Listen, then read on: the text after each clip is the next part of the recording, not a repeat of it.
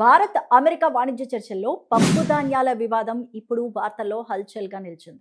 ప్రపంచ దేశాలన్నిటినీ తన టారిఫ్ మంత్రంతో వణికిస్తున్న అమెరికా అధ్యక్షుడు డొనాల్డ్ ట్రంప్ కు భారత్ అద్దిరిపోయే రిటర్న్ గిఫ్ట్ ఇచ్చింది. మోదీ సర్కార్ సైలెంట్ గా చేసిన పని ఇప్పుడు ట్రంప్ కు ఇబ్బందిని కలిగిస్తోంది. అమెరికా పప్పు ధాన్యాలపై భారత్ విధిస్తున్న 30% దిగుమతి సుంకాన్ని తొలగించేసేలాగా ప్రధానమంత్రి నరేంద్ర మోదీపై ఒత్తిడి తీసుకురావాలని కోరుతూ ఇద్దరు అమెరికన్ సెనేటర్లు అధ్యక్షుడు డొనాల్డ్ ట్రంప్ కు లేఖ రాయడంతో ఈ విషయం కాస్త వెలుగులోకి వచ్చింది. భారత్ అమెరికా మధ్య కుదరబోతున్న కీలక వాణిజ్య ఒప్పందానికి ఈ పప్పు ధాన్యాలు అడ్డంకిగా మారేలా కనిపిస్తున్నాయి. అమెరికాలోని ప్రధాన పప్పు ధాన్యాల ఉత్పత్తి రాష్ట్రాలైన నార్త్ డకోటా, మోంటానాలకు చెందిన senators Kevin Cramer, Steve dynes Trump కు ఇటీవలే ఒక లేఖ రాశారట.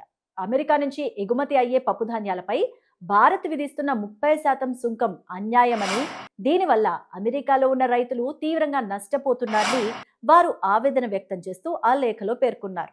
ఇక గత ఏడాది ట్రంప్ సర్కార్ భారత ఉత్పత్తులపై 50% భారీ సుంకాలు విధించిన సంగతి కూడా మనందరికీ తెలిసిందే.